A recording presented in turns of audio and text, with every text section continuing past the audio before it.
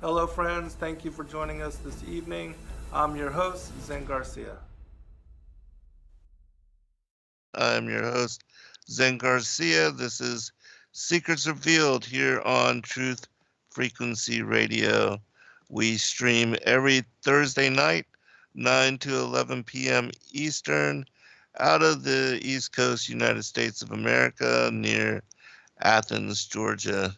I hope all is well and that you are finding yourself blessed and of good health and well being. I'm joined this evening by my good friend and author, Noel Hadley.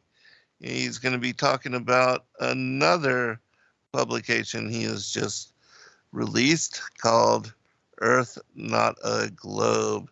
And it's a review of the material that was released prior, and Noel has compiled it and made it accessible to the public and amazing information. I know it's going to be an awesome show this evening. Noel, are you there, brother? I am here. Shalom, Zen, and everybody listening. And thank you once again for having me on your show. I always enjoy this opportunity to converse with you. Yeah, likewise, me as well, man. And you've been just on a tear in releasing so much information. And so, if you would catch the public up with all the books and releases, your websites, and public, your social media, anything that you like to share in that regard. Absolutely. So my name is Noel Joshua Hadley. I am the creator, main writer, editor-in-chief at the Unexpected Cosmology. It is a website that primarily deals with, I'm a writer, so I write tons of articles on any number of topics. And I also have a YouTube channel and a Discord community, which is a wonderful community to be a part of if anybody is looking. And we meet on Thursday nights and we go over my articles. I have a Sabbath group that meets as well, and going through numerous different Bible studies. So in terms of books, I have actually now I've opened up a bookstore on the website Unexpected Cosmology where I Awesome. sell my books there as well. And of course, Zen has them on Sacred Word Publishing. So it's always good to support Zen's ministry, and I'm glad they could be on there. So yeah, that that might catch us up. Now, the last time, Zen, I was on your show was in June, I believe. It was late June, and I was coming down to the wire because I didn't know when my wife was going to give birth to a baby. Mm-hmm. And you got a grandson within like 1 week of me. It was like really, really close, like 5 days apart or something like that. And I remember, so I'm speaking to Joy, and we had a show coming up, and we were going to do a third show on the Apocalypse of Abraham. And she's like, so when should we cancel this or what? And I decided, yeah, I was like, I think we need to call it off. And we were down like to 2 or 3 days. And my baby daughter was born on that day. So I'm really glad we did. Awesome. And she's, of course, the most precious, beautiful thing. I love her to death. And so babies are fun. Every father needs a daughter, or I guess a granddaughter, or a son to get married to a wife so you could have a daughter, because daughters are amazing. They are agreed. And yeah, I was actually about to ask you about that exact thing as it was pending. And yes, 5 days apart. How amazing. It was something like that. It was really close. It was within a week. Right. Yeah. Yeah. So that's amazing. And so your wife, she's well, and the two boys acclimated to their new baby sister. Yeah, Getting. yeah, they've been great older brothers. Nobody has tried to kill the baby yet, and she was my. So we went out to Missouri to have the baby. We were out there for her last 3 months of her trimester, and it was a long story. I'll try to keep it short, but because people ask us, why did you go out to Missouri of all the places? And we were looking to go to somewhere, anywhere in the country that where we could have a home birth without jumping through hoops, without having to go to doctor visits, without having to send in DNA tests, without all this kind of stuff. We just wanted, we didn't want to have to ask the government permission to have a baby. We just wanted to be able to, be out there picking corn, give birth to the baby, drop the baby in the apron, and keep working, right?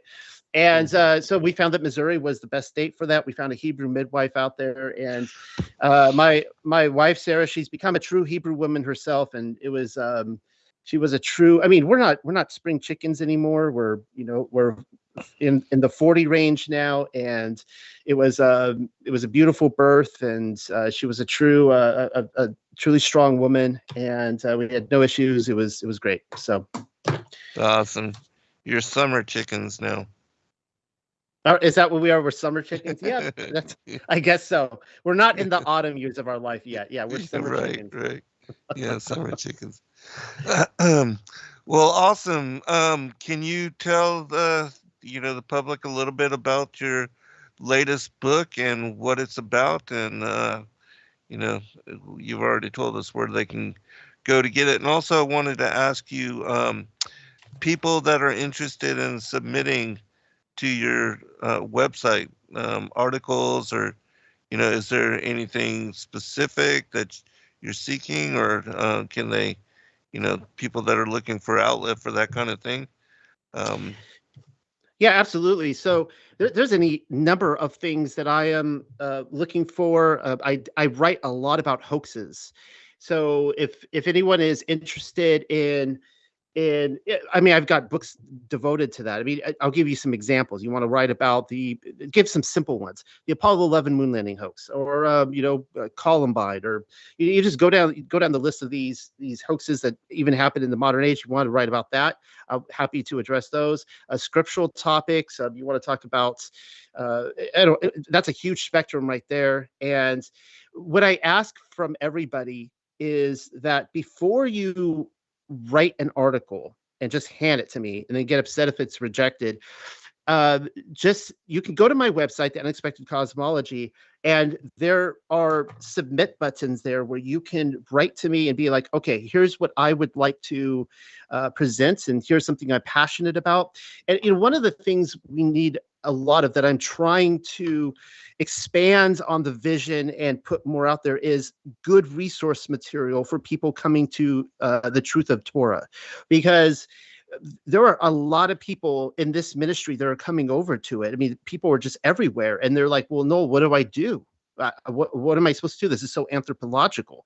My advice to them, of course, is to pick up your Bible and read it, start going through the books. But if people out there have really good, practical ways of keeping the feast and these kind of things, those are great articles. And I also have, I sponsor the lunar Sabbath debate. If someone is pre or pro, I guess purely solar Sabbath, seventh day Sabbath versus solar lunar, and so on and so forth. And I'm happy to host all of those. So just a wide range of different topics. Yeah, I'll have to jump in on some of that myself when we get. I mean, obviously, here's some things I will not sponsor. If somebody who wants to promote the globe Earth, the spinning, wobbling globe Earth, you've got science magazines out there for that you can write about. Right. That. We're talking like truther topics here. So. Mm-hmm. Yeah, absolutely. I had one guy. Oh, go ahead. Go ahead.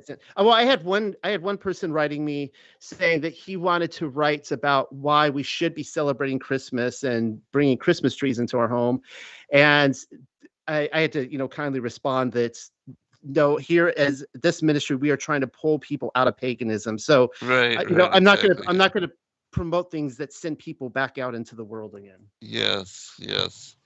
And rightly so, because, I agree with you that, we should be honoring the Levitical feast days and certainly coming out of paganism. So, which we cover and write about those kind of things as well.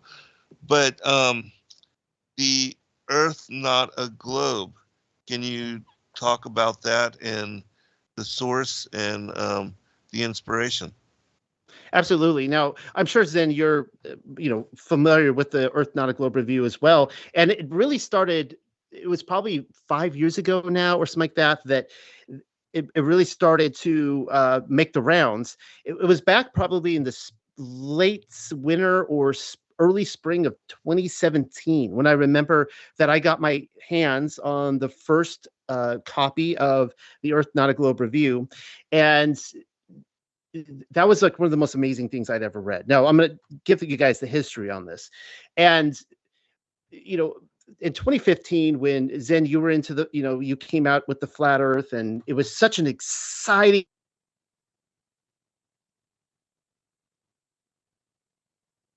No.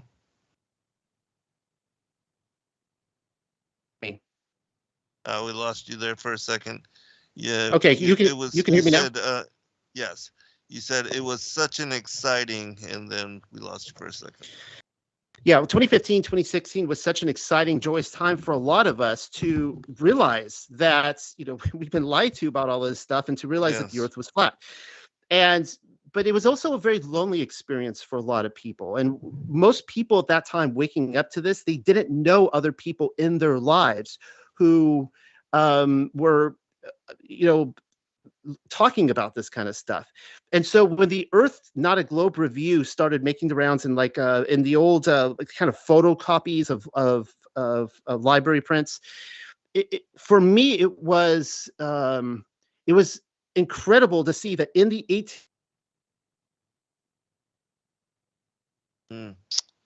We lost you again. All right. Weird. Let me know when you can hear me. I hear you, but for some reason we are losing you every now and then. Okay. Well, maybe slow down, because maybe it happens when you're excited and you're starting to go a little fast. And I don't know why that would be, but I will try to. I will try to talk slow. So. Okay. So I started back in 2017. This brings us back kind of full circle to you, Zen.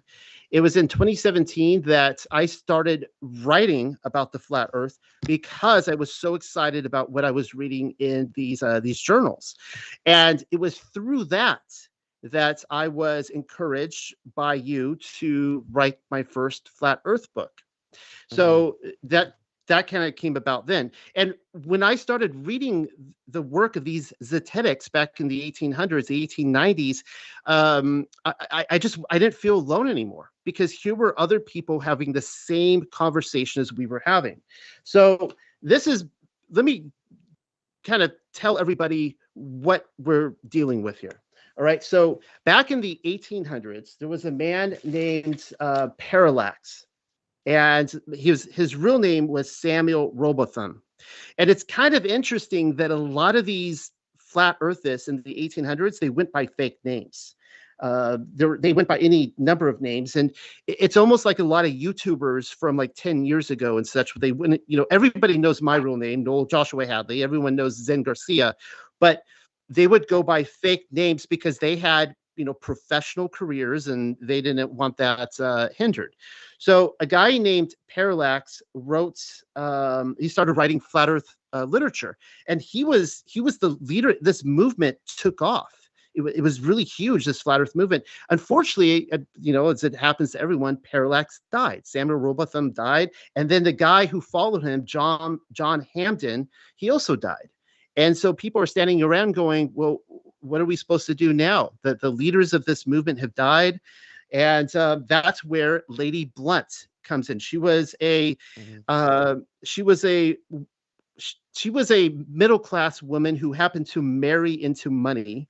And the Blunt family goes way back in England, all the way to William the Conqueror. Before Emily Blunt married into the Blunt family, one of the Blunt family members had basically not swindled, but gambled all the money away, and they didn't have a lot of fortune by that time, but they did have a very lovely estate. The problem is that the Blunt family were Catholics, and Lady Blunt was a Protestant, and that was seen as a huge betrayal to the Blunt family that this guy married a Protestant woman. She apparently got her way with men. I mean, the men really loved Blunt and Lady Blunt, and as a result, her husband was cut out of the family.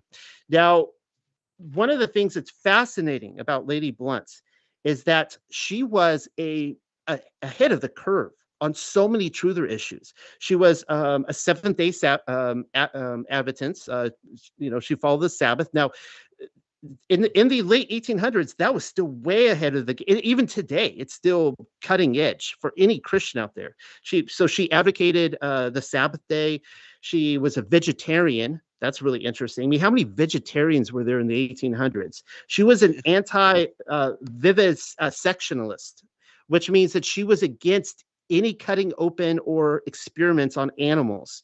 That would be for like makeup for the grape juice that they started passing around then. And she was also the president of what's called the Society of the Protection of the Dark Races, which we know very little about the society, but I'm guessing that it had something to do with segregation. And let me just explain what that is for a second here. The term racism was invented right around the year 1900 by a guy named Colonel Pratt. And what he was doing is he spun the narrative to make segregation out to be evil, and anyone who wanted to segregate was a racist. But what he was doing, he had a catchphrase that said, "Kill the Indian to save the man." So this guy Pratt, he was actually the guy that led Geronimo on to the prison in St. Augustine. He was going and he was running the Native Americans onto the plantations and forcing them to get educated in white schools. So what he wanted to do was the New World Order agenda around 1900 was to force all ethnic groups into European Victorian culture. And if you disagreed with that, and if you were like, well, I think an African has a right to be an African and a Puerto Rican to be a Puerto Rican, you were a racist. And this is how it started. So you could see Blunt on her end. She's trying to protect, we say the dark races. That sounds like, very racist today, but you got to think in terms of the 1890s. She's trying to protect the people group from an anthropological perspective. Like, they have a right to exist, that we're not going to just, but then, of course, the other side would call her the segregationist, right? Anyways, so she was the one that came along and saved this vision. And they got together in 1892 at a guy named John Williams' house, and they formed the Zetetic Society. Hopefully you can still hear me. And yeah, I can. I want to ask you a question really quick, too, before you go too much further.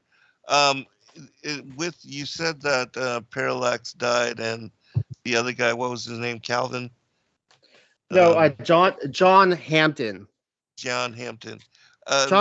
Was there anything weird about their deaths? Just wondering, because of course, I do believe flat earthers are targeted in some manner in this day and age, and so I was wondering if it was the same. That's an excellent question. I've never thought to look into the circumstances surrounding their death. I kind of think they were probably on the older side. John Hampden famously was the guy who ended up in the wager, the bet with Alfred Russel Wallace, the famous evolutionist, and it was over the Bedford Canal. And the referee, whatever they brought in, the judge, ruled in favor of Wallace, that the Earth was a globe, and John Hampden lost the bets. And basically the Bedford Canal, up until the space race, in any school in America and the UK, if you went there in the 1920s, 30s, 40s, in elementary school, they taught you about the proof that the Earth is a globe is that John Hampden lost to Alfred Russel Wallace, the evolutionist. And Well, I'd have to look at I would have to look at the specifics of it, and my understanding is that Wallace brought in some scientific equipment that John Hampden wasn't used to, and I'm not sure on all the specifics of that, but it was with this rallying cry of Samuel Robotham and John Hampden that this paper got started. Now, I want everyone to envision this. All right. Now, today on YouTube, you can go out there and any topic you want, or Google, whatever, any topic you want to look into, you can just type it in and you can find it. Well, what were you going to do in the 1800s? You know, there was no radio, there was no television, there was nothing. And so what the Earth Not a Globe Review was, it was Lady Blunt getting together all the Zetetics. Back then, the flat earthists, if you were a flat earthist, you were called a Zetetic. It was a type of astronomer. And they were getting all these top guys in Australia, Canada, New Zealand, India, of course, the Americas and the UK, all over. And they were bringing in their research to this newspaper. And so the newspaper had all sorts of fans. Alexander Gleason was a fan of the paper. And if everybody knows the Gleason map, the AE map, so he was a big fan of the newspaper. Another interesting person was Bollinger. He was a big fan of the paper. And one of my favorite Rob Skiba moments was when I'm trying to recall, somebody was challenging, saying that he was misreading the Bible wrong, and he started quoting Bollinger. And then I'll never forget that Rob Skiba fired back and said the Bollinger was a card-carrying flat earthist, which was beautiful. Right. And he was a Zetetic as well. Mm-hmm. So let's see what else here. I can give tons of information on. So basically, another thing too is that what the Zetetics were doing is they were kind of a militant group. They were really big on public debates, and they would try to coax top name people into debate. And Alfred Russel Wallace was one of them. I mean, that guy was like top of the line. He would be like a Bill Nye today, or Neil deGrasse Tyson. He wasn't Darwin's bulldog, but he was pretty close. So they would this paper was spread all around the flat motionless plane, and it was popular with evolutionists as well. They would read this stuff to see what the flat earthers were talking about, and they would have such enticing titles in there for like articles and poems, such as Globe on the Brain, or In Topsy-Turvy Land, or Song of the Evolutionists, in which they would mock evolution, or That Apple, where they would go after Isaac Newton. And so let's see. The problem is that this generation, Lady Blunt's generation, it was the Zetetic flat earthers were huge. They were all over the earth, and I'm actually amazed that we actually have this paper to see this generation's voice, because it's think about it today, that if you were 100, 200 years in the future, and you're looking back on 2020, and you're trying to figure out how people think, and you went to the media, you're going to get a very contorted, it's all lies. I mean, you're going to get a completely opposite view of how most people actually think. You're going to get the view of how they're told to think, not how people actually think. And so I find it amazing, a miracle even, that we have this paper in our possession, that we can actually go and see, wow, this is the conversations real people were having on this earth, not the stuff in the textbook, but this is how real people were thinking. So that's amazing. Yeah, and that's what finally motivated me. Now we're going to probably come up on a commercial break here, and before we get too far into this, I want to thank Rebecca. I mean, without her, this would never have happened. She was the editor for this. I can't take credit on this myself, and like I was saying, we were taking, this isn't just like PDF files that we were, just putting into a book. We were taking the photocopies of the old, coming out of like the British libraries, the only surviving copies they had, and we were transplanting this onto the page, and it was a huge effort. I mean, it took weeks of work, and so she was amazing through this. It would not have happened without her, and this has been my dream project for, since I first read it in 2017. I can't believe that nobody else has done this yet. And this is only the first 8 episodes too. We decided to, so it started in the spring of 1893 and it goes through 1894. And they were very ambitious. Every couple months, they're releasing a new newspaper. And we finally cut it off at episode 8 because that is where the editor, he went by the name of Zetetes. His real name was Albert Smith. He passed the baton due to poor health. And Albert Smith knew Parallax and some of the other guys. He was, the old guard. And after that, we saw that the paper, it started kind of, it's changing titles and things like that. So we thought that this first 8-issue run was perfect for the first book. Awesome.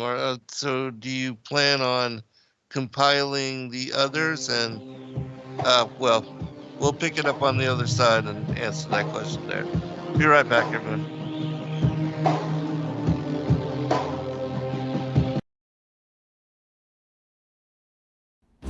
Your partnership with Sacred Word Publishing goes further than the publishing of ancient manuscripts and weekly video content.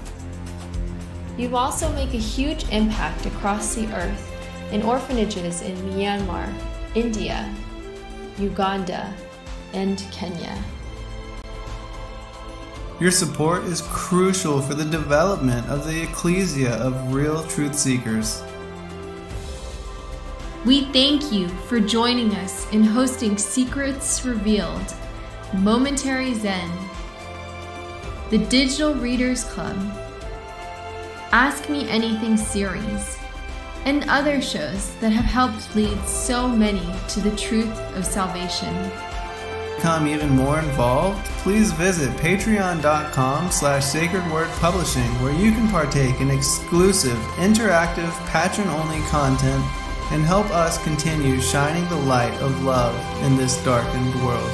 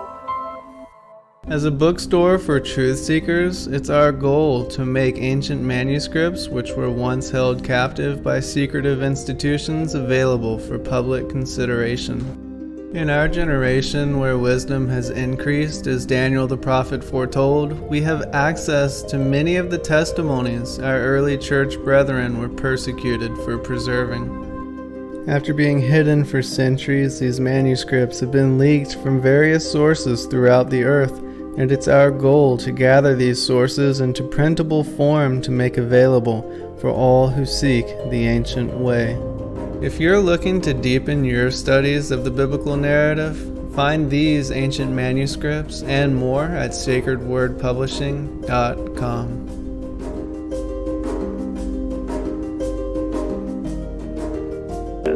And the sons of the angels of God looked upon the daughters of men and found them fair, and took of them wives, and their sons became of old great men of renown. So they have been mixing with us on a genetic level since the time of Enoch and Ezekiel's will. Here on Earth we're intrigued by the sun, moon, and stars, and imagine there's got to be planets like ours. So conceive of a face on the surface of Mars, so in need of a meaning and purpose evolved. And indeed they believe that these might be our gods, or that maybe with time we'll do right and evolve and eventually reach what they seek and then solve all the problems of man. But they really don't know that they fall in the works of our hands are but just filthy rags. So we travel the lands to dig up our past, our lapses, and with it are much of the facts. Some imagine that God's came in alien and crashed and reacted this way. That's so desperate. All right, welcome back, everybody, and thank you again for joining us. And I have, is some news about the conference that I want to share, but it's not set in stone. But those of you that have followed our show, that Destiny Lab is my most favorite band, and that the song Ezekiel's Will, which was just played on break, is one of my most favorite songs by them as well. But just to let everybody know, and hopefully this will work out, but I have asked Destiny Lab to come to the conference and to perform there, and this might happen. And so if it does, it will be a wonderful treat for anybody in attendance. But I'm so going to be overjoyed because I've been wanting to see them perform live and to meet them. And so to have that opportunity would be just amazing. But anyways, let me go back to you, Noel, and I wanted to just ask you a few questions in regard to the book, and to get possible, you're a very prolific researcher, and so if you could find out about if there was any kind of weirdness or foul play to the deaths of those gentlemen, and also about the case, because I would definitely want to learn more, especially considering I had my own court case over this kind of stuff. And for those that don't know about it, you can find, if you just search Zen Garcia and the Flat Earth court case, and you'll get some details on all that. But anyways, back to you, brother. Oh, well, one last thing. Can you tell us how many, because I had asked you before we went to break, if you're going to be doing further publications, and if you're going to, kind of finish the series, and how many there were? Yeah, that's a really good question. And I think it's going to depend on people's interest. If we can pull enough interest from individuals on these first 8 issues, we'll gladly do the rest. I mean, it took a lot of work to lift these, and there's a reason why I think nobody else has done it. And the newspapers, they finally changed the name to just The Earth. And then Lady Blunt, going into the 1900s, she has a paper called Sabbath of Creation, which is kind of neat because at this point she is inserting all her love of the, trying to keep the Sabbath day in with the science. And I should point out that a lot of these people taking over this paper, they all have that in common. Pretty much every single one of them, these flat earthists, they kept the seventh-day Sabbath. Now, Zen, I know you're a solar lunar Sabbath, and a lot of people listening, and there's probably a lot of divide even amongst the listeners on that. But my point here is that we see some similar trends that when the flat earth movement came about several years ago, back in 2015, there was the same kind of environment where it was bringing a lot of people back to the commands of Yahuwah, keeping the Sabbath, keeping the feast, and so on and so forth. And you see the same thing happening the first time around as well. So I think that's really exciting. And I would love to put out more material. And let me just talk about the court case real quick. And unfortunately, I don't have a lot of notes in front of me. I think, Zen, your court case ended better. I think you had a better outcome than John Hampden.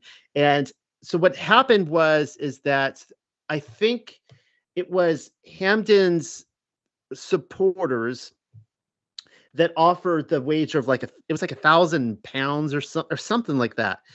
And I don't know the exact number. I don't have it in front of me. But he was like, when he found out about that, he's like, wait, what? No, I don't want to pay that. But he was kind of in it, and he did it. He lost, of course. And what happened is that he accused, I don't think Alfred Wallace ever got the money.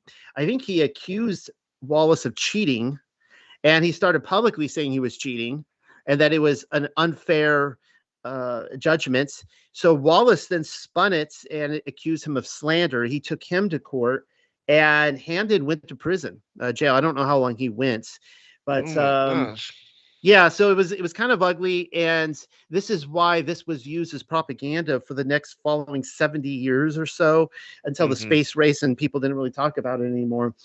And when it's interesting when you're going through the paper, and so the way we set this up is like, this is literally a newspaper. Okay, it's like if you were reading the Los Angeles Times or the New York Times, and the only thing that's different about this book from the actual pages of the paper is that you're reading a book, and so the columns are going to be different, right? We're spreading it out nice and readable on the page, but we're leaving in everything, every word in there, where you're getting the people, writing in letters, and the editor responds, and that the wager comes up a lot.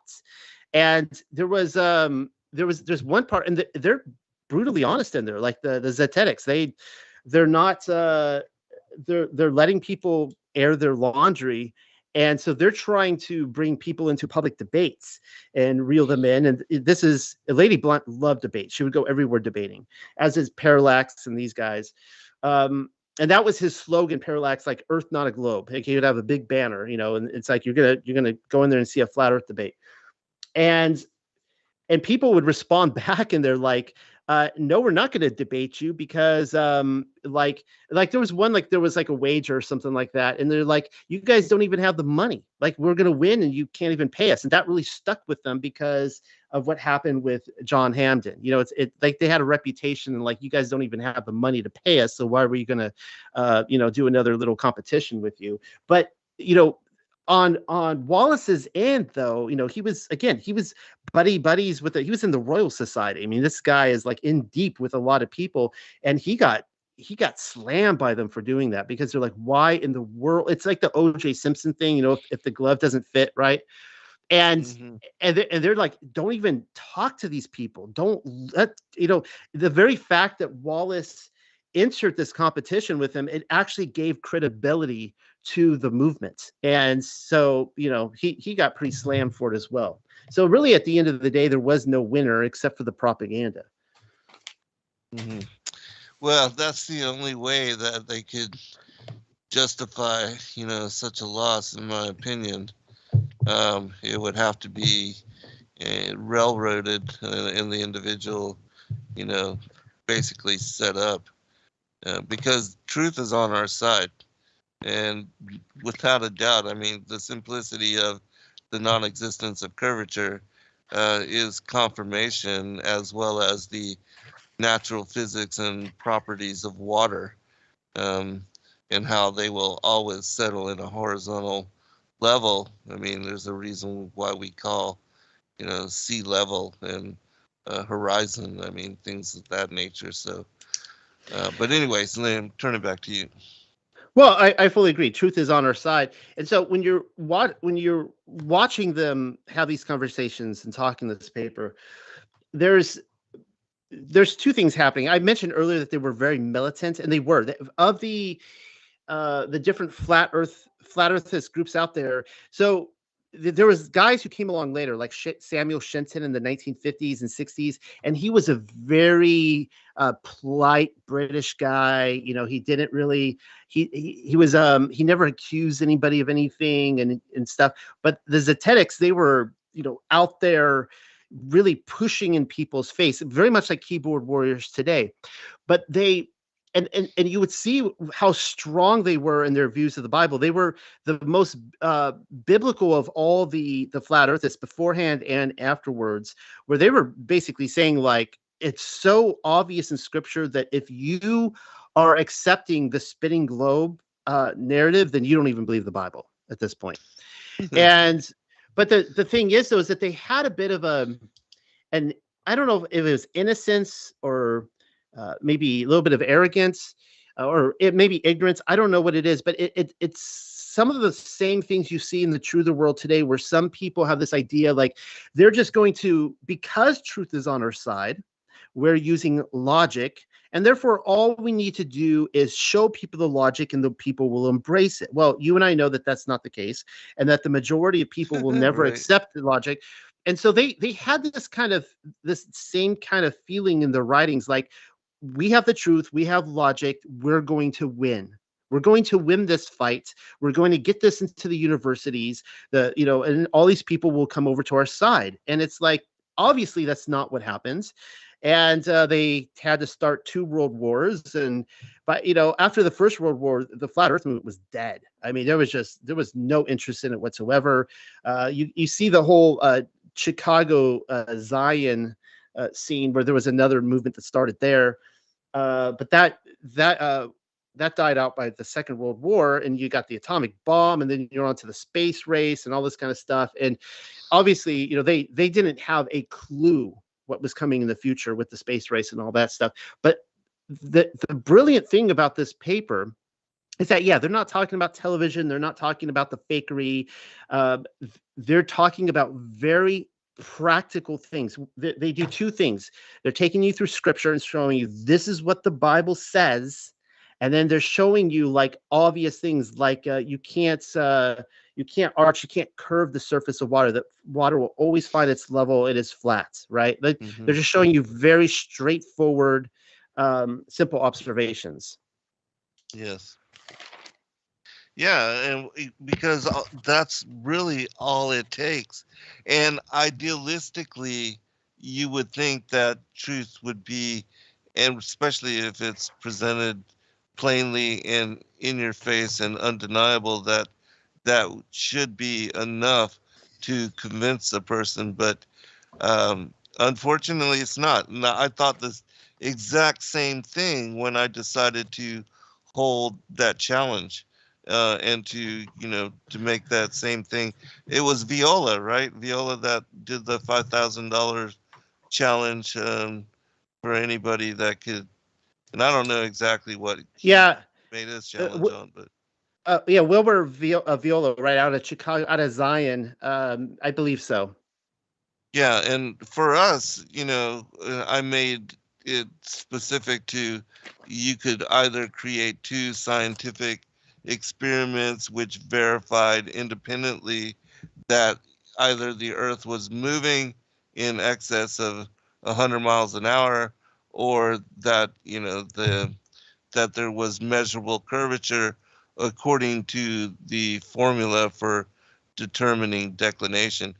But and that, even with this individual, William Thompson, who sued me, and many others, because I talked to a lot of people that wanted to take on the challenge, but could never really come up with the experiments to back them up, because there is no movement to the Earth and there is no curvature, and so you can't create science out of fabricated to well, the software programs, I guess you can, but and so I thought, speaking to all of these individuals, that they would really get a clue and they would wake up to the reality of it, and that I would be able to convince them easily.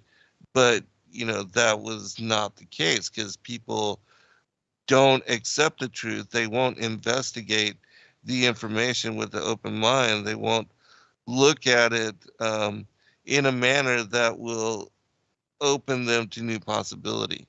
And because of that, and for all of us, myself, you, and so many others that have bridge the gap to understand this as revelation and truth.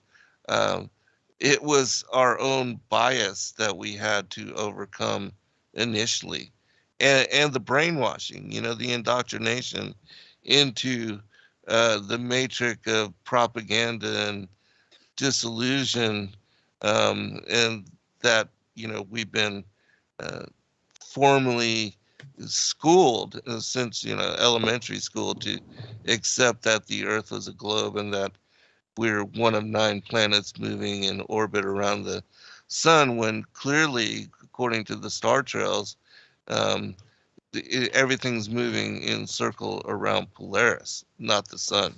And that is evident as well, because navigation has been for thousands of years um, built upon this thesis, this concept, and it has been truthful and worked for navigators and for people trying to, find true north, which is easy to do as long as you find Polaris and that you can determine direction accordingly with just that.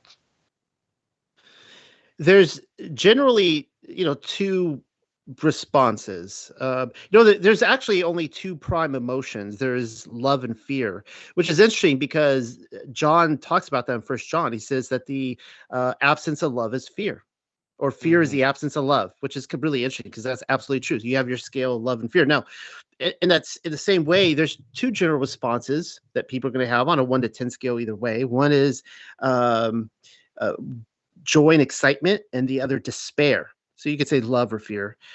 And it's interesting to watch people respond to this, how some people get so excited about when they look in the Bible, and it goes totally against the official narrative. Just, you could see how you're being lied to about everything out there, and how Yahuwah's word is true, that his testimony is true, and they're so excited about this. And then you see the other people who are Bible believing Christians, whatever, and it brings them to despair. They're like, no, I don't like this thought. I don't like how this makes me feel. It makes me feel icky. So it must not be true, because, it's all about how I feel and this kind of stuff. Right. So when it comes to the flat earth versus the globe, I don't think it's that difficult for people to see in the Bible that the Bible is first and foremost a geocentric text. Yeah. With and everybody listening knows Zen's his research on the firmament and all that kind of stuff very well. The thing, I've seen this time and again from people. I've seen it from very veteran, very knowledgeable spiritual Christians.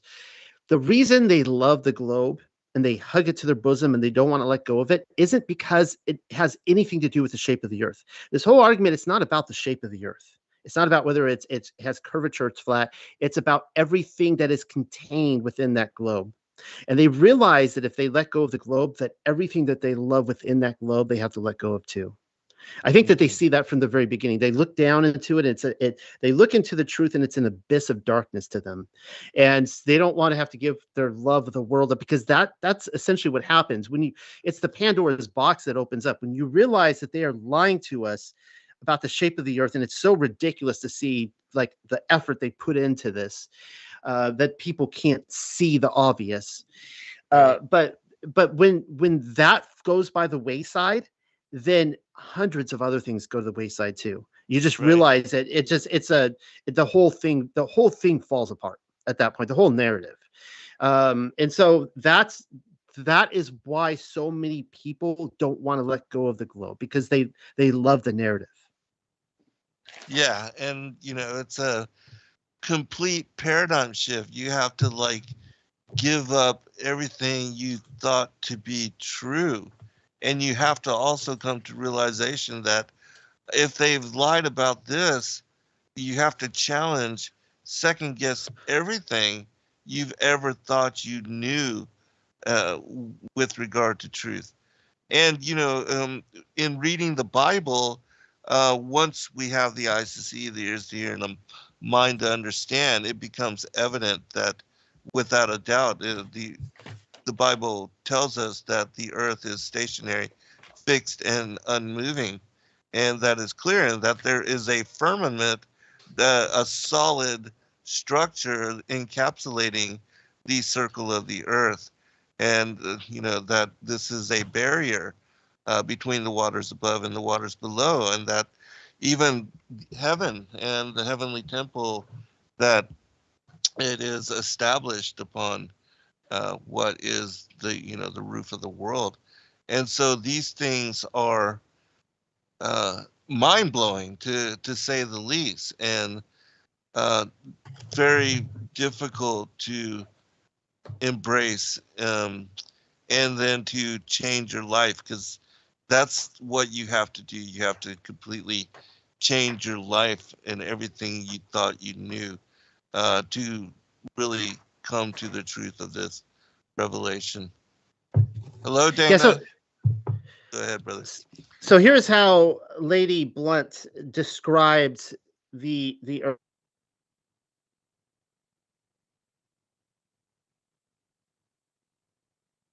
Lost you again, brother.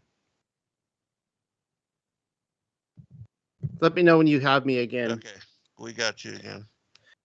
All right. Man, that happens a lot. When I think the last time I was talking to you in your show was happening too. Yeah. So That's anyway, so very weird, but yes. Yeah, it's weird. It is very strange. Okay, so Parallax, what Lady Blunt did is she tried to take Parallax's research as well as Hamden's and William Carpenter, who was also still alive. I didn't mention him yet.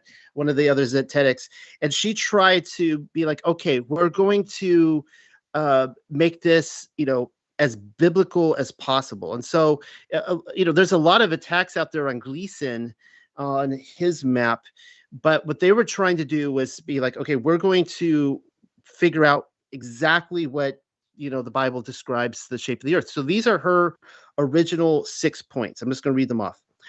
Heaven is above the earth, not all around it, not all around the earth or beneath, and there is water under the earth. All right. So she's saying that, heaven is only above you, not below you or on the sides of you. And obviously on a globe, it would, have to be all around us. The number 2, the sun, moon, and stars placed within the vault of heaven are powerful lights only, some greater, some lesser, electrical and magnetic. That's interesting. Intended for signs and for seasons and to give light to this, the only world.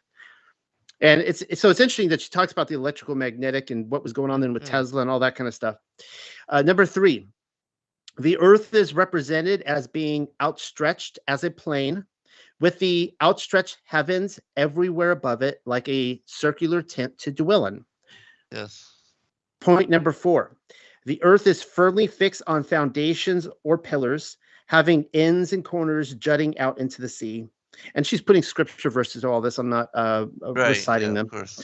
Point number 5, the sun, moon, and stars move around and above the earth, not more than a few thousand miles off, so that day and night are ruled by the motions of the heavenly bodies or lights, and not by the supposed axial motion of the earth, which contradicts the Holy Scriptures as well as our God-given senses. Heaven is nearer to us than we have imagined.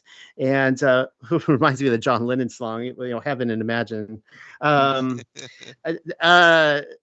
course, he's saying about there is no heaven above us. Number 6, all that exists was created in 6 days and not slowly evolved, as infidels suppose and recklessly affirm, during millions and millions of years. Now, I disagree with that last point. Not that we evolved. I agree with her on that. But I believe that the earth is much older than 7,000 years. And yes, I'm in agreement. Well, what she was doing is that, her contemporaries, and we're coming up on a commercial here, so I'll try to make this quick. Her contemporaries, everyone needs to remember that this was first generation evolution. I mean, evolution had only been around for 15, 20 years, maybe, by the time this paper went to the press. And Darwin, when did he die? Like in the 1870s. It was at the end of his life when evolution took off. And so this was the heated talking point. And what you started finding everywhere was that because it was the newest thing, Christianity as a rule started just embracing it and and tacking it onto the Bible. And so, she was trying to, counter that. And there was the one thing I do agree with is the whole, I don't like to use the word gap theory. And I know you're on board with that too, that there was a former creation, that was a recreation event. But so she was very much against that. She basically, what she was doing was forming what we would see the birthing, the roots of young earth creationism. The difference with young earth creationism, which actually did not start until the 1960s. It started, what was his name? Dr. Henry Morris. And he basically said, okay, we're going to cut out all natural revelations. We're going to take out the natural revelation of geology, but we're going to leave one natural revelation. That's the revelation of astronomy. And he was there right as the Apollo missions were taking off. When I was given a private tour of Answers in Genesis by astronomer Danny Faulkner several years ago, I went and asked him, and he was commercial break. Yep. All right, we'll be right back, everyone, for a second now.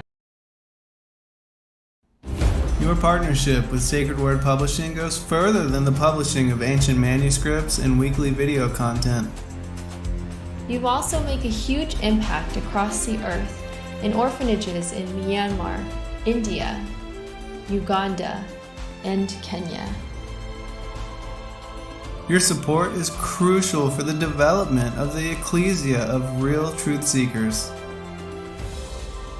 We thank you for joining us in hosting Secrets Revealed, Momentary Zen, the Digital Readers Club, Ask Me Anything series, and other shows that have helped lead so many to the truth of salvation. To become even more involved, please visit patreon.com/sacredwordpublishing, where you can partake in exclusive, interactive, patron-only content and help us continue shining the light of love in this darkened world.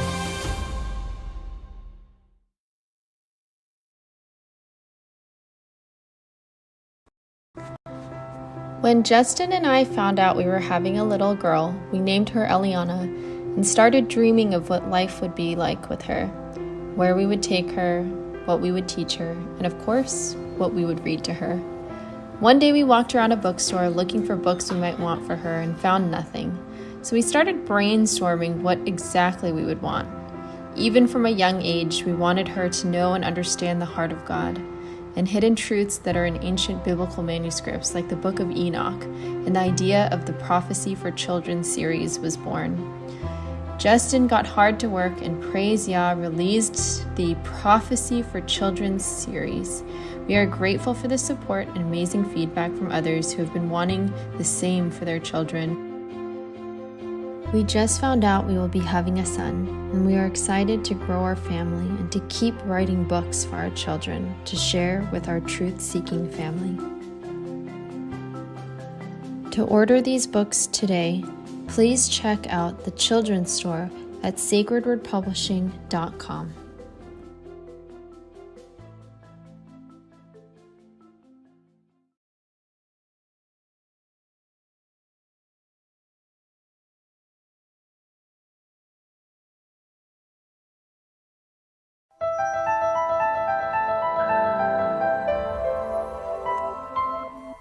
As a bookstore for truth seekers, it's our goal to make ancient manuscripts which were once held captive by secretive institutions available for public consideration.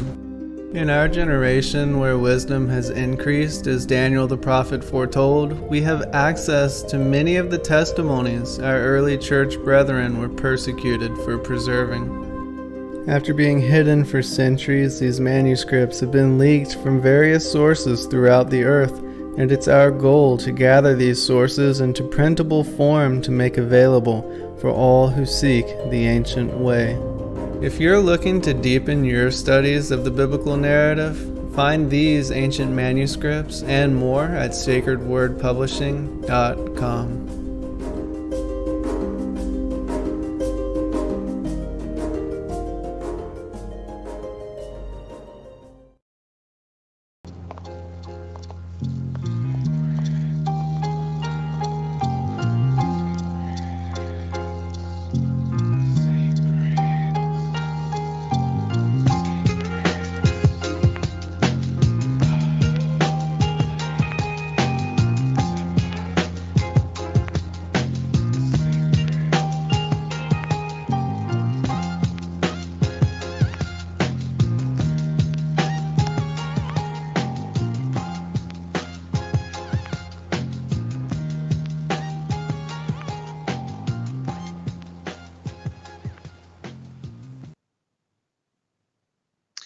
All right, welcome back, everybody, for a second hour. I am your host, Zen Garcia. This is Secrets Revealed here on Truth Frequency Radio.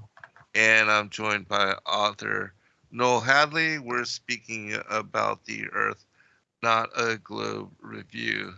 And it seems we do have some Glowers in the chat room, and we completely honor everybody's opinions and where people are in their own walk and awakening to truth.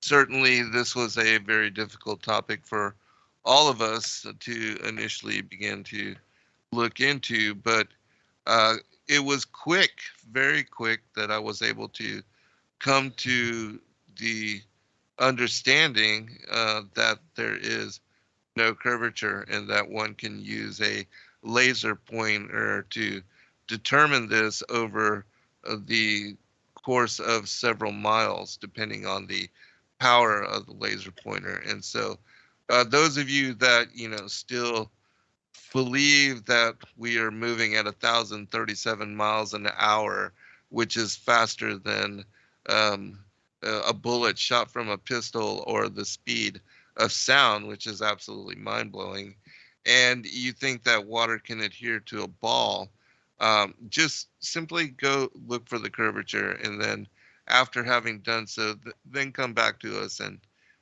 we'll talk. So, someone was just explaining to me the other day, and I can't back this up, but I want to look more into this, because what I'm told is that Albert Einstein was a closeted geocentrist. And I find that really interesting, because he was clearly drug out by the elites to put the final nail in the coffin of geocentrism. And what I mean by that is that geocentrism, let me stress that, flat Earth geocentrism, because there's two things going on. There's the flat Earth debate and there's the geocentric debate. Does the Earth move or does the ether move? And flat Earth geocentrism was winning on every single point. They had nothing. You look at all the tests that were leading up to Albert Einstein, they had nothing. And they needed to push the space race. I mean, that was on the horizon. It was planned. It's no coincidence that it's exactly 66 years between the Wright brothers and the Apollo 11. It was on their agenda. They had a timeline. They needed to work it out. And so they roll out Albert Einstein to say, well, there's the theory of relativity, and that explains everything. That's it. The theory of relativity, it's like, is it the car that's moving or the Earth that's moving below it, right? It's all relative. If you were to stand on the moon, is it the Earth moving above you, or the moon moving below you? It's all relative, right? And but it's really fascinating, the thought that he may have actually been like a geocentrist, like he knew, and he had to pull out these special equations that apparently only a couple people on this Earth can supposedly understand. I just thought I would throw that out there. Yeah, that's very interesting. Again, and this Albert Einstein was said to be a brilliant man. I don't know, I've never met him, never associated with him, but if in his brilliance, and this goes with anybody out there, as I said earlier, just go and look for curvature. It is non-existent. And the dynamics of water also prove that water cannot adhere to a ball. And so those simple facts should be enough to lead you in curiosity to do a little research for yourself, and then you'll come to find that those two statements that I just made are absolutely true. And so if you really open your mind to the possibilities, this truth, this revelation is undeniable and inspired by the Creator on the creation and how he established it and how it was set up, inscribed upon the waters of the deep, and firmament placed over it. And then we see that the earth was elevated above sea level. The dry land appeared on the third day, and we have on the fourth day the stars and the luminaries, including the sun and the moon, placed within the firmament that encapsulates the earth. And so, how can they be bigger than the earth when they fit into the firmament that covers over the circle of the earth? And they have their full orbit and movement and rotation within that firmament. They can't. We see clearly in the Book of Enoch that the moon and the sun are said to be of same size and dimension, which, during eclipse we see that as well. But you wanted to say something, no? Well, no, I was listening. That was great stuff. I think it was Eratosthenes who, well, I know it was, according to the official narrative, it was Eratosthenes who first measured the breadth of the earth. And he actually also flipped the earth on its axis, I believe. And, he was around the year, 400 BC, something in there. And it was in Alexandria, interesting enough. And it seems like a lot of the globe earth mythos was developed in Alexandria.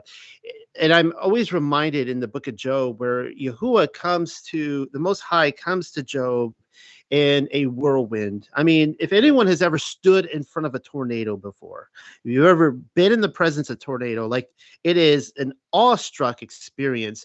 The closest I've ever gotten to a tornado was probably about a quarter of a mile away. And I did not have a physical sighting. It went right down the road over the tree line. But I remember I was at a lake in Florida, and I watched the water in that it was more like a big bog, I guess, actually get lifted up and tossed out. It was unbelievable. The winds were so strong that I couldn't even keep my eyes open. I don't know how people can be in the presence of it, because the wind was so sharp. It felt like knives cutting at me, and I had to grab a metal pole and hold on to it and just close my eyes.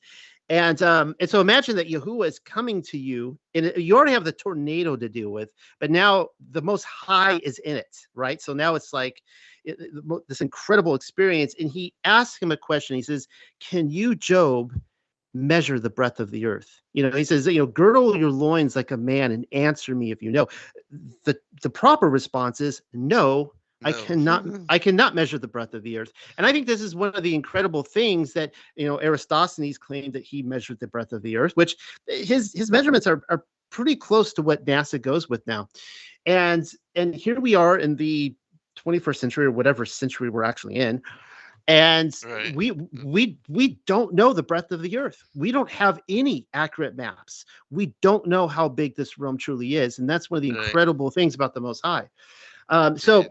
So what's humorous is that a lot of the globe earth mythos started in Alexandria, and they were the first ones. Their proof that they pushed was the ships disappearing at sea. And they have the lighthouse there in Alexandria, and they would start to observe that the ships would go over the curve of the earth. And that was proof that we lived on a globe. And, they still try to push this on us, but now, like, we have killed this whole idea that no, the ships are not going over the curve. It is so obvious they're not, that they've even come out now and they're like, well, it's you've got to be. I think they keep moving how high you have to be to see the curve. At first it was like 30,000 feet, and it got like 70 or 80. I think that you have to be like over 100,000 feet now or something like that to see the curve.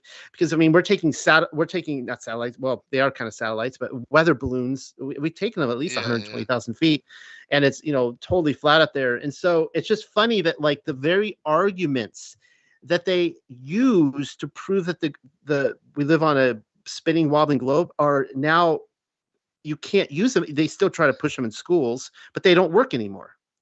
So. Yeah, the P900 ruined all that for them. And now that we have all the infrared photography, which is capturing mountains and skylines and cityscapes at in excess of 150 miles, that's pretty impressive, and considering that at the rate of declination, there should be a mile of curvature between something 100 miles away. And so, So, oh, go ahead. I was just gonna answer a question real quickly. From the chat room, somebody had asked, what book would you recommend to show, learn my grandchildren to explain the flat earth with pictures?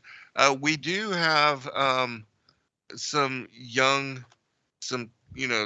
children's books, and maybe young teens or youth, that were put out by Carol Austin on our website, and so I do recommend those.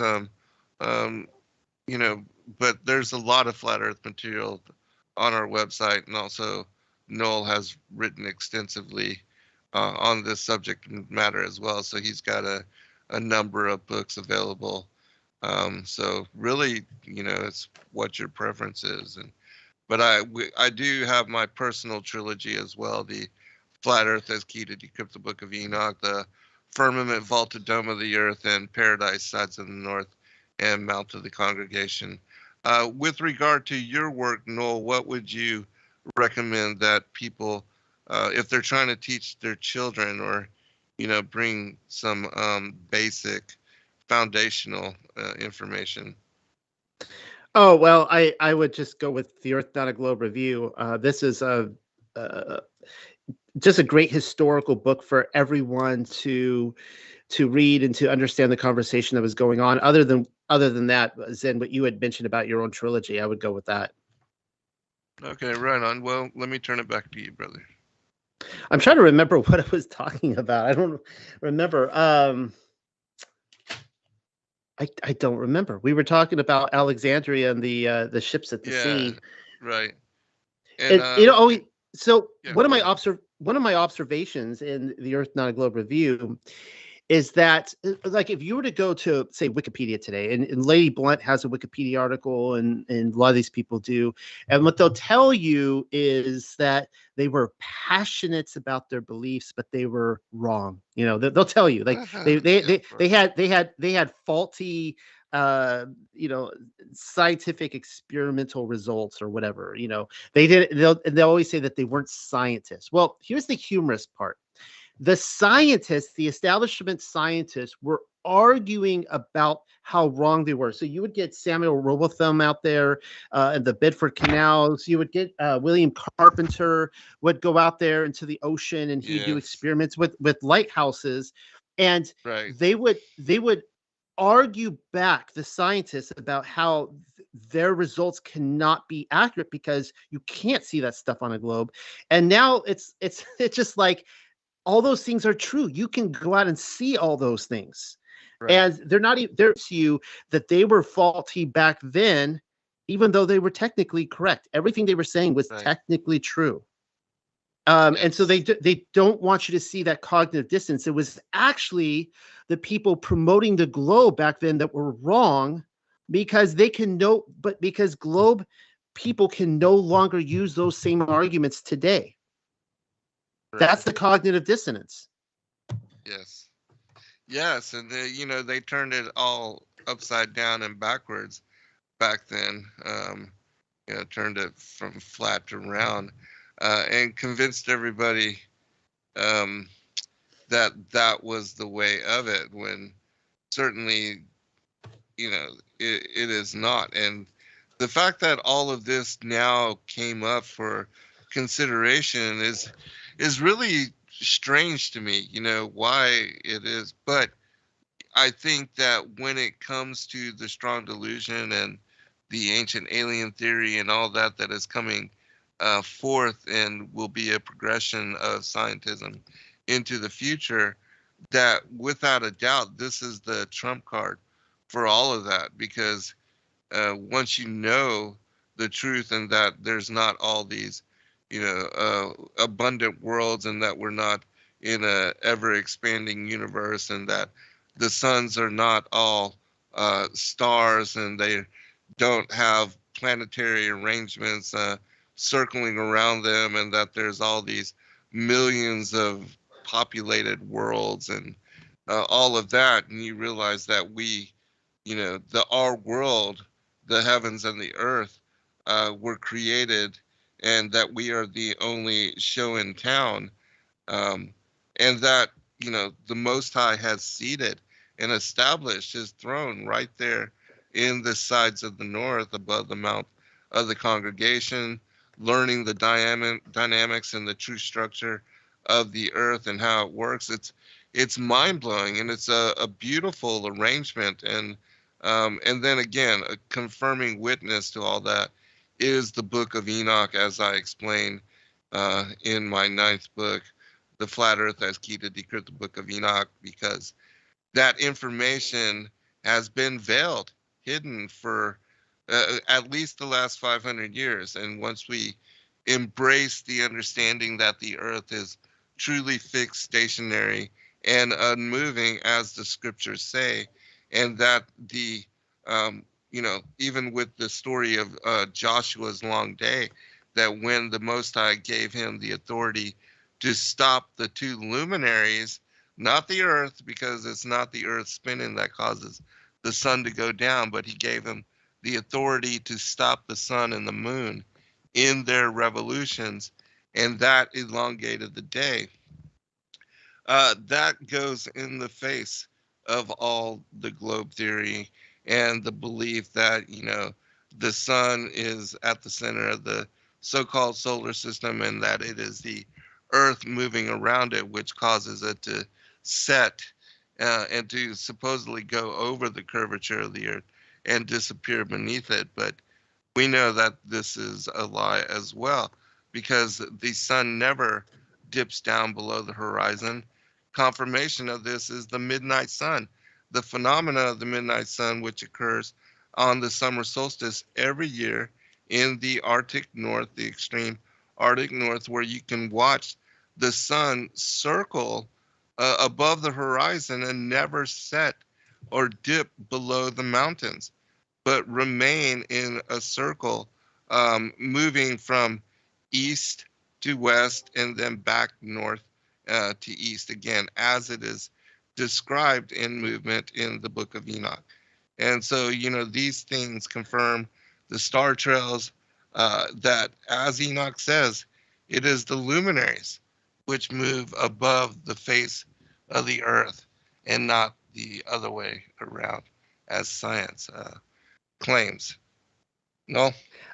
I think you had mentioned, or at least were insinuating, hinting at the alien invasion there for a second, and Yes.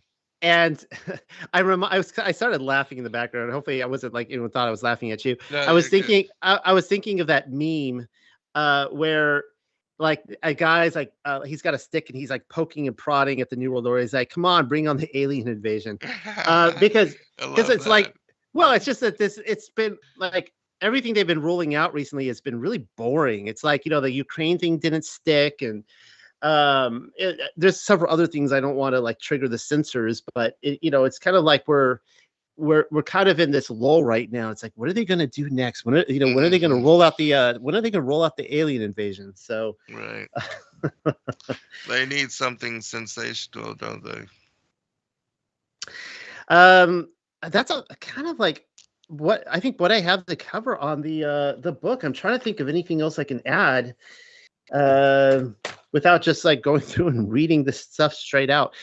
Would you share? I mean, please share a little bit so we can actually get an idea for the language and the inspiration, the focus of these individuals.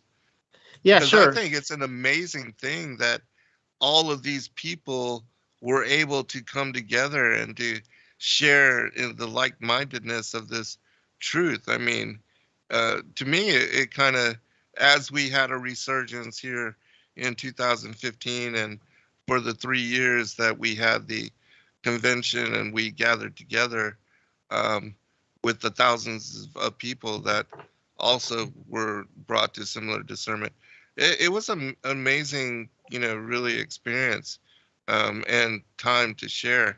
And I really am glad that you wrote the books that covered the movement, as well, because it was something extraordinary in my opinion. Yes. Oh, yeah. The unexpected cosmology was that my whole website was kind of based off of that. Yeah, covering the moon and everything. Okay, so here I think we have enough time before a commercial. We've got maybe 7 minutes. I can get through this. I'll try to read a small one. People can get a taste for the writing style. I was trying to find out. I'm kind of picking a random one here, but I'm trying to figure out who wrote this article. The author did not put his name on it, so I'm guessing it's probably Albert Smith or Zetetes, the editor, and this is in the first issue. In the first issue, they make it immediately, kind of go after the universities and talk about how they're, indoctrinating everybody, which is straight out true.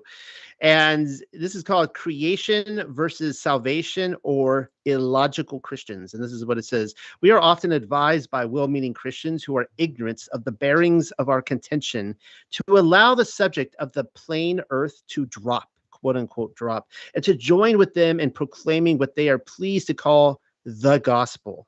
As we are going to press, we have received another gratuitous piece of advice of the same nature. Our friend writes, and so here's a quote from somebody: "You believe the earth is flat and stands still. I may give it a passing notice. I am surprised to find a man of so much intelligence and learning should persist in such notions. Is it not a clear fact that we can demonstrate the approximate size of the globe," which I talked about earlier tonight, "and if you go in a straight line in any direction, you will come to the place from which you started? And how do you account for the seasons and the difference in the length of the days at different seasons and tidal motions, etc.? I think you would be better engaged in helping to swell the worldwide cry of the gospel.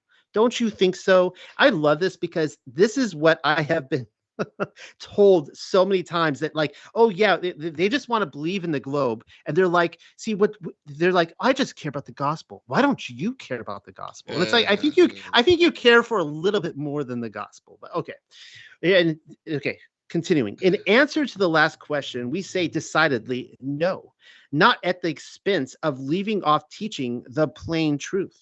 It is undeniable that the Holy Scriptures teach that the earth is stationary, that it rests on foundations and pillars, and that it is established so fast that it cannot be moved.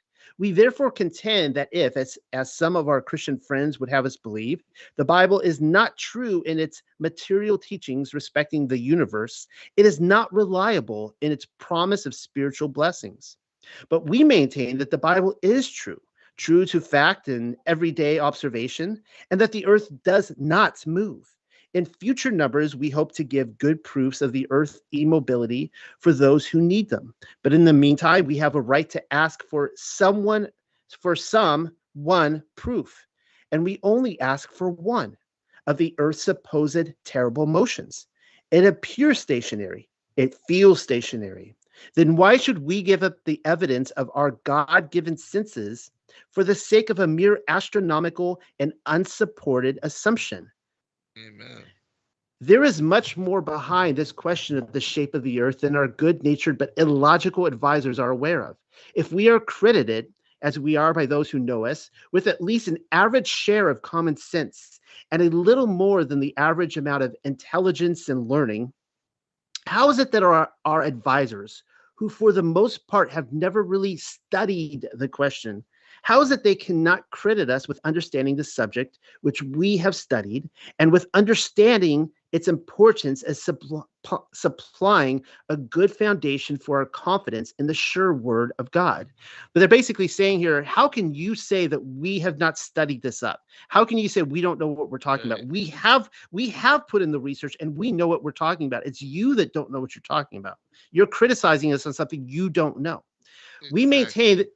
We maintain that if the Bible is not true respecting the material creation, it is not reliable in its promises of salvation, and that it is perfectly useless to preach the gospel of Jesus, the Christ, to men who have lost their faith in the inspiration or truthfulness of the Word of God. It is, moreover, a great pity when Christian friends unite with special skeptical foes in support of a godless science, falsely called science, which strikes at the very foundation of the truth of the Creator's word. They incur a great responsibility in doing so. Let them take heed. In answer to our correspondence questions, we say, it is not a clear fact that we can determine the approximate size of the globe. It is not a clear fact that the Earth is a globe at all. Let proof be offered. And again, it is not possible to go in a straight line in any direction and come back to the place of starting. Any straight line is an impossibility on a spherical surface. I love it. I love it. All right, we'll be right back for final segment, everyone.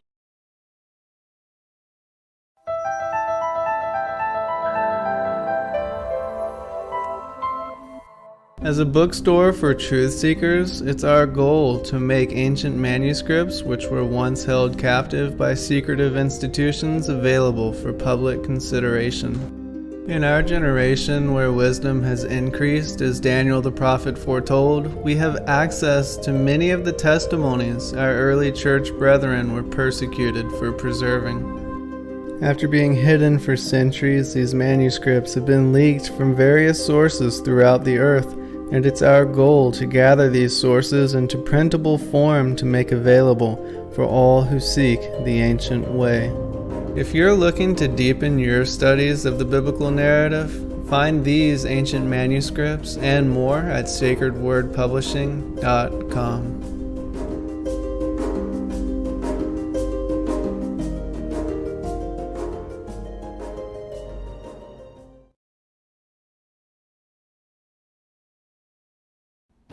Your partnership with Sacred Word Publishing goes further than the publishing of ancient manuscripts and weekly video content. You also make a huge impact across the earth in orphanages in Myanmar, India, Uganda, and Kenya. Your support is crucial for the development of the ecclesia of real truth seekers.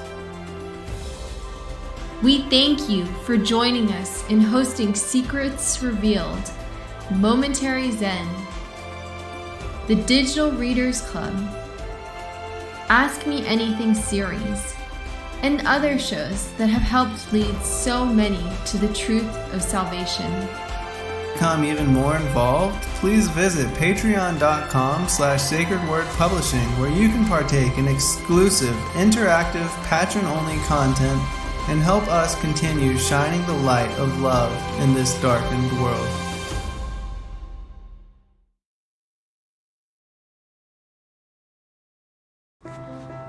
When Justin and I found out we were having a little girl, we named her Eliana and started dreaming of what life would be like with her, where we would take her, what we would teach her, and of course, what we would read to her. One day we walked around a bookstore looking for books we might want for her and found nothing. So we started brainstorming what exactly we would want. Even from a young age, we wanted her to know and understand the heart of God and hidden truths that are in ancient biblical manuscripts like the Book of Enoch, and the idea of the Prophecy for Children series was born. Justin got hard to work and praise Yah released the Prophecy for Children series. We are grateful for the support and amazing feedback from others who have been wanting the same for their children. We just found out we will be having a son, and we are excited to grow our family and to keep writing books for our children to share with our truth-seeking family. To order these books today, please check out the children's store at sacredwordpublishing.com.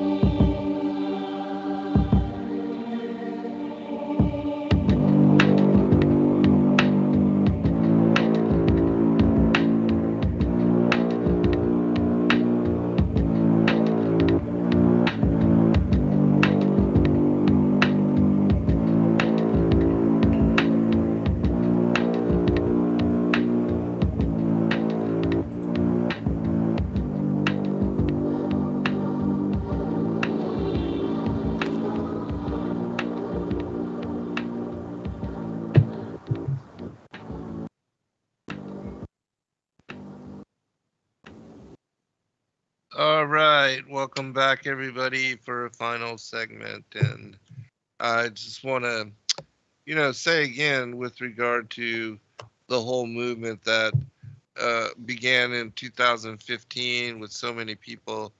And, YouTube was a great catalyst for this because back then it was actually a platform for truth, and there was a lot of recommended as far as videos based on your viewership, and that they would back then actually promote truth as it was unfolding at the time. And so a lot of people were bringing forth a lot of really incredible information, and there was truly a movement. I mean, there was a lot of activity in regard to this particular topic.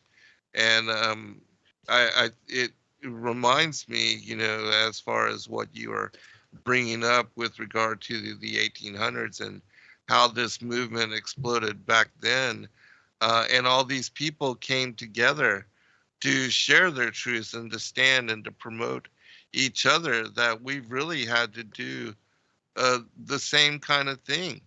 In individuals like myself and yourself that write books and actually have researched, examined the topic, and opened our mind to the possibilities of what we have since discovered.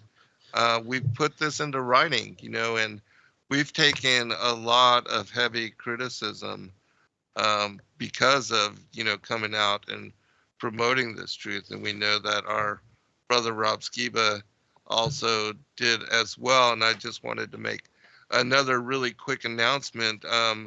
For those of you that are going to the next Sacred Word publishing the conference in May, Noel will be speaking there. Myself, I'll be speaking there. And also Sheila and Jeremiah Skiba are coming to the conference as well, and they will be speaking, as well as Gary Wayne and several others.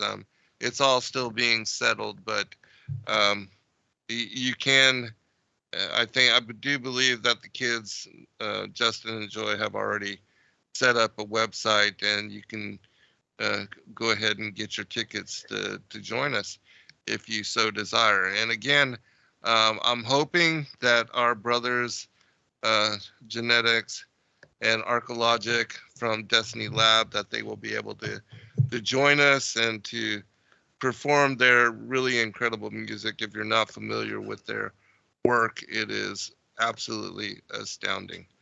No?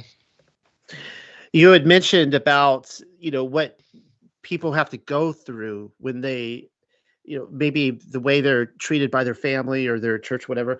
The same thing was happening back then. The editor of this paper, Zetetes or Albert Smith, I believe he was actually kicked out of the Seventh-day Adventist Church. He was actually, they put out a notice like he is not welcome anymore. And the reason being, because the Seventh Day, they were so embarrassed by the flat Earth.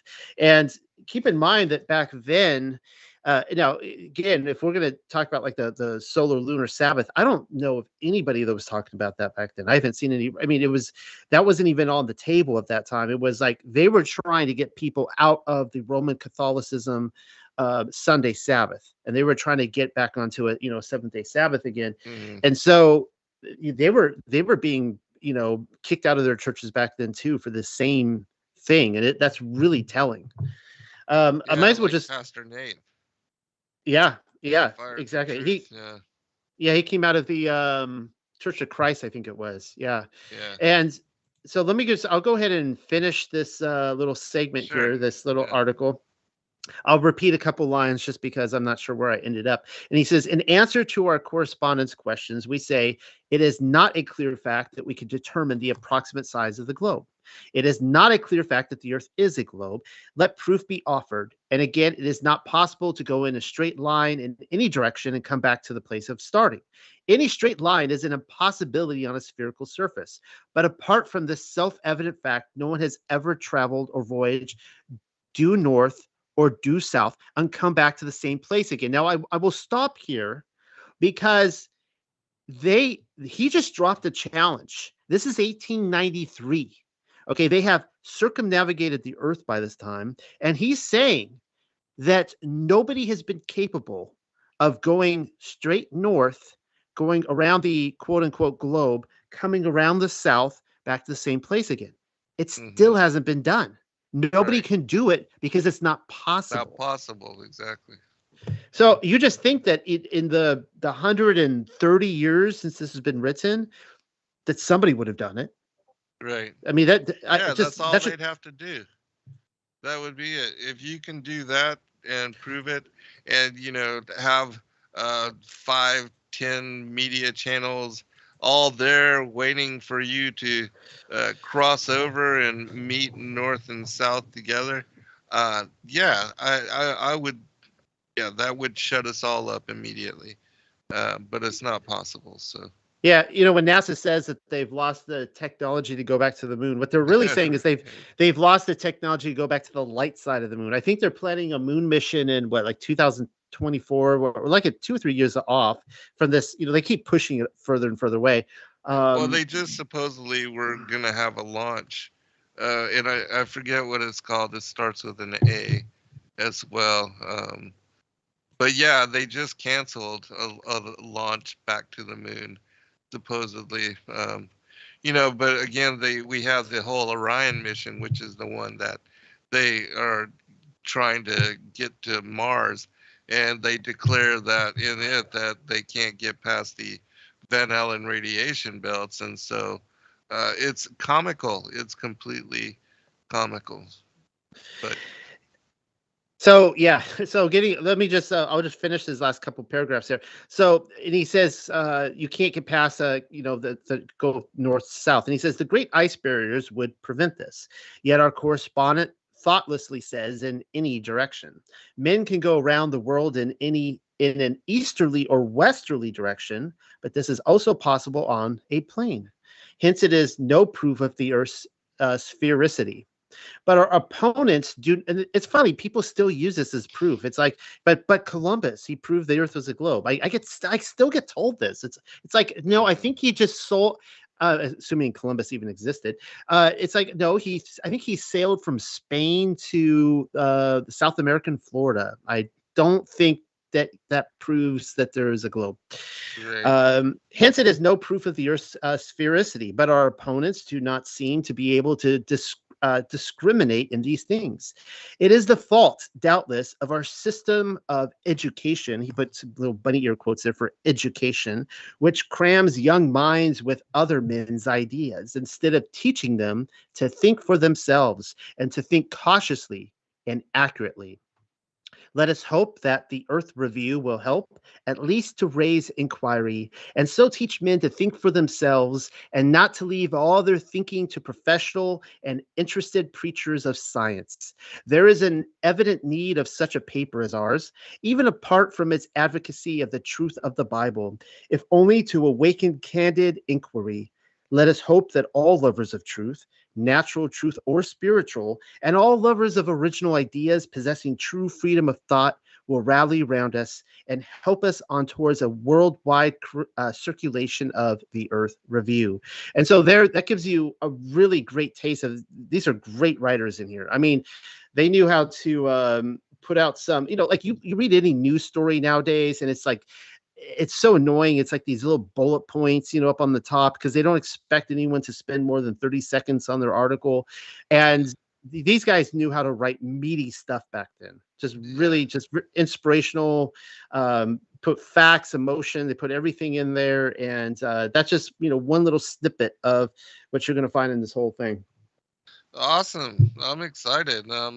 This is another one we're going to have to barter. I'm almost done with the Holy Spirit book, which I'm going to get you copies of it anyways, because I have some of your information in it. But the book itself has blossomed to well over 500 pages, and so I'm going to have to split it into 2 parts. And the first portion ends with the 3 articles, and so. Yeah, so we're gonna have to do another barter, and I'm sure that you'll be putting out some other publications very soon in the near future. Besides the other portions of this Earth review, do you have anything else that you're kind of engaged in researching, looking into, or following up on?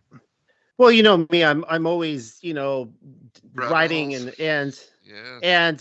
so right now, I'll highlight one other book I put up that I was really excited to be able to edit and put into my store, and I need to send it over to yours as well.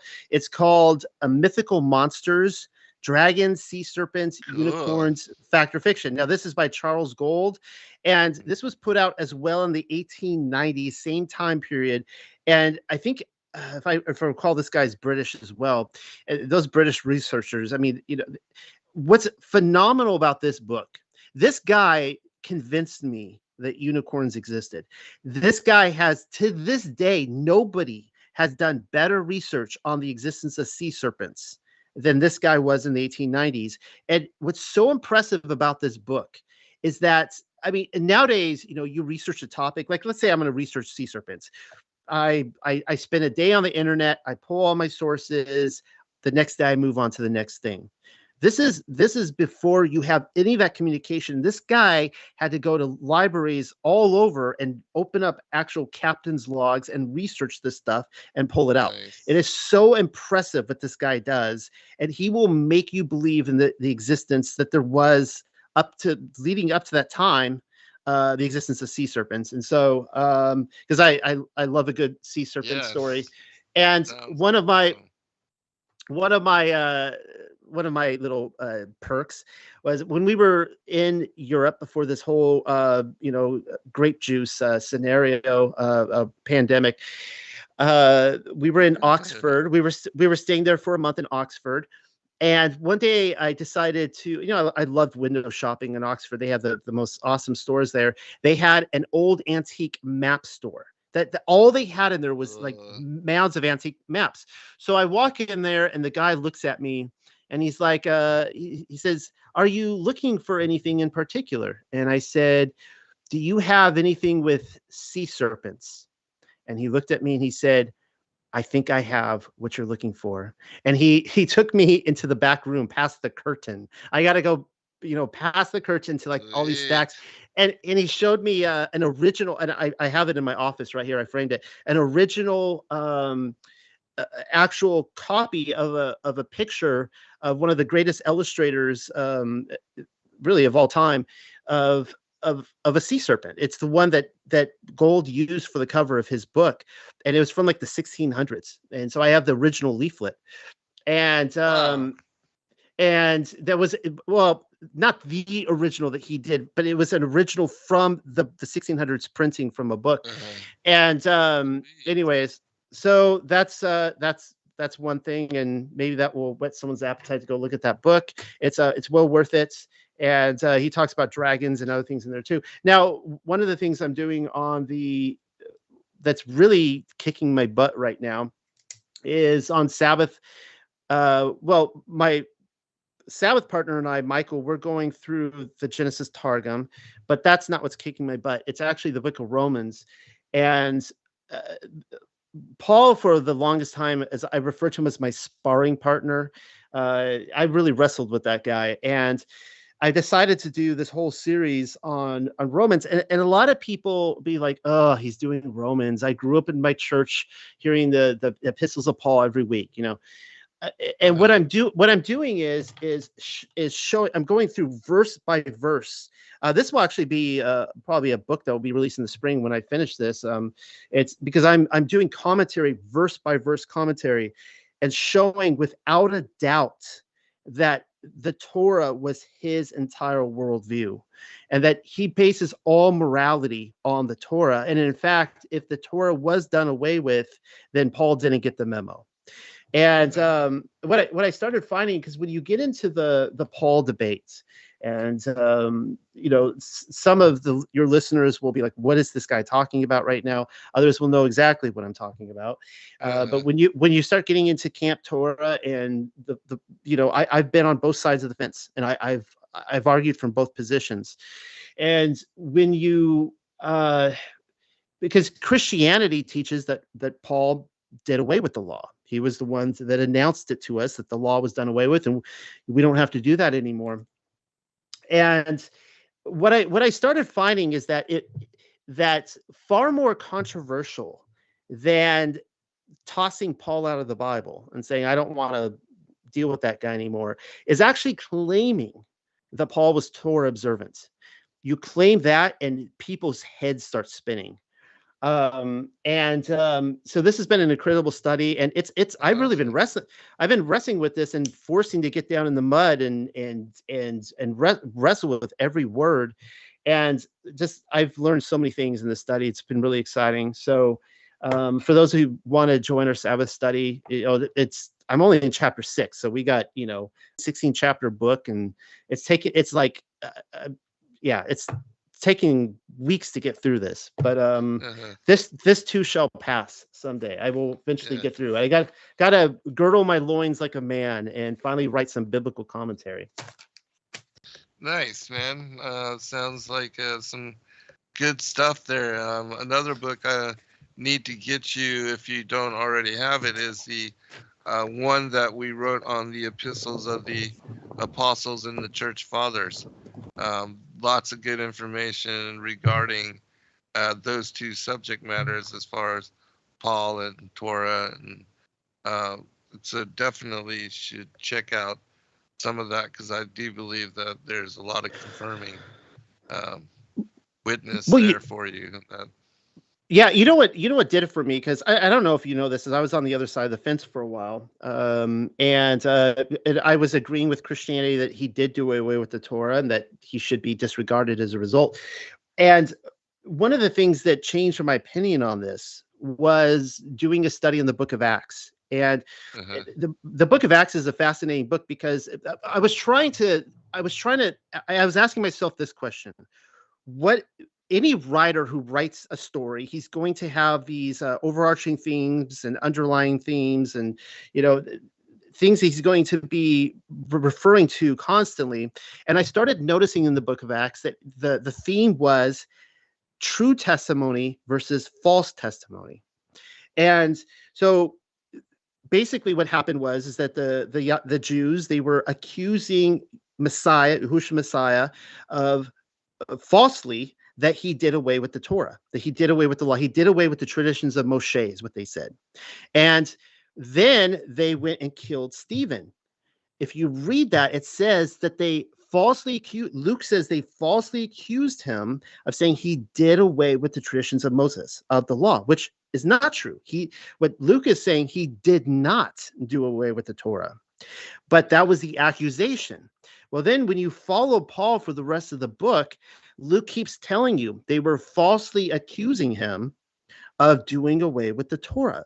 And I'm reading this going, well, this is interesting, because according to this book, according to Luke, who was his biographer, his right-hand man, if I were to agree with Christianity's stance that he did away with the Torah, I'm actually agreeing with the very same people who murdered Messiah. Right. I mean, think about this. Think about that. Right. Yeah. And so that's the whole platform I'm coming from when I'm going through Romans and saying, no, he is upholding the Torah as the highest moral standard.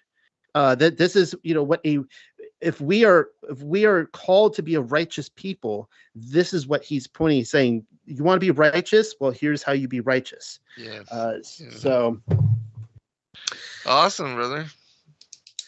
Yeah, there was my rant for the night. I always get one rant on your show, so that was it. We saved it for the end. Yeah, loved it. Loved it, and looking forward to checking out some of that work, man. Sounds really intriguing.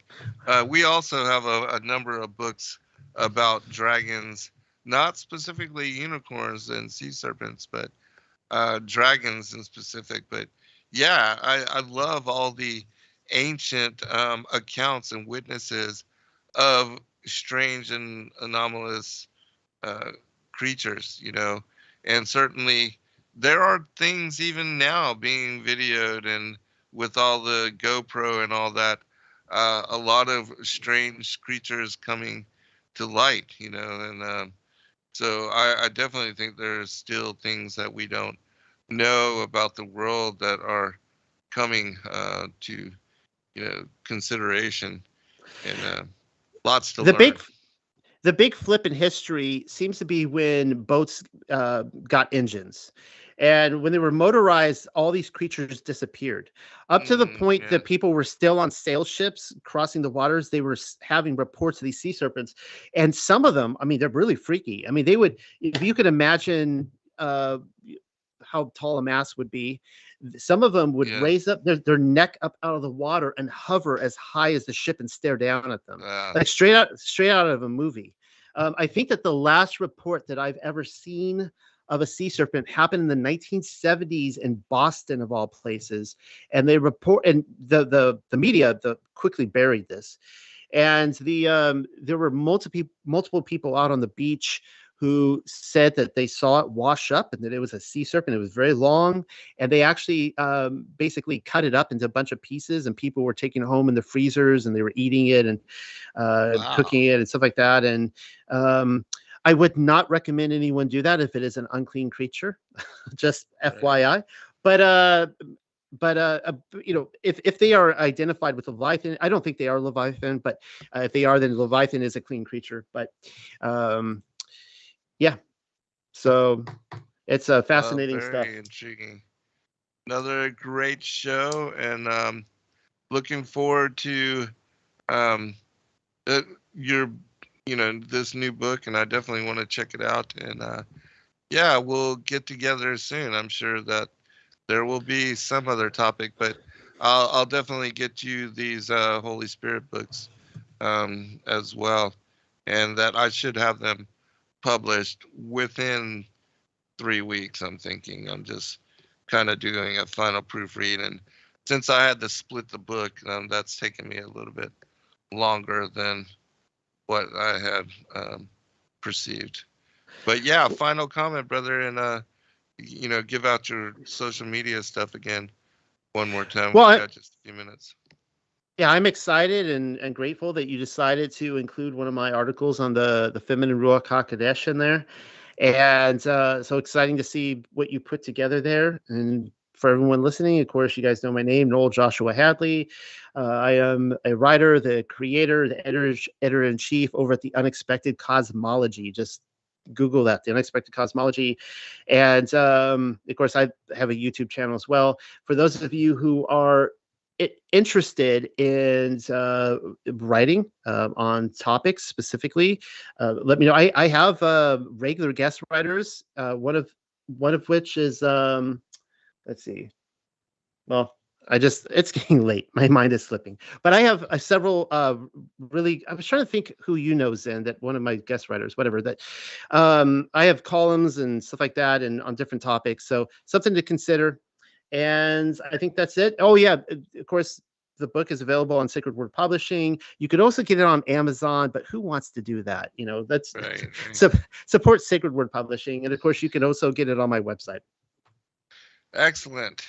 We do appreciate you, brother, and all the work that you do. And yeah, I look forward to, once you do get these books and you review them, we'll have to have a discussion on that as well. But yeah, I think you're gonna enjoy the information. There's quite a bit of it. So, and send our regards to your family and your beautiful wife and your beautiful kids and your newborn. Yeah, how exciting it is in these times and these days for both of us. Yes, I will be I will be a 60-year-old man when I finally get her grown up. So it's I think I told you on the show before, I don't know how much time I have left, but we when we moved down to the South, I'm in South Carolina in the Charleston area, we started noticing a lot of parents our age with babies, and we would get so excited and like, hey, look, someone our age. We're like, oh, they're the grandparents.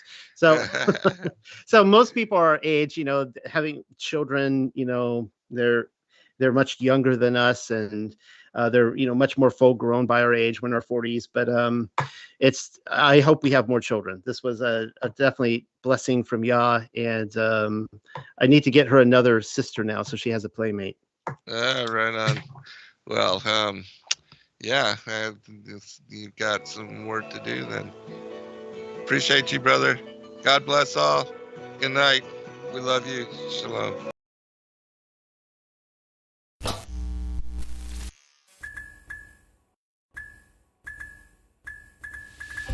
Thank you, everybody, for joining us for this video and this broadcast. We appreciate all of you, and thank you for your patronage. Please do like and subscribe and share with your friends. God bless all of you in your seeking.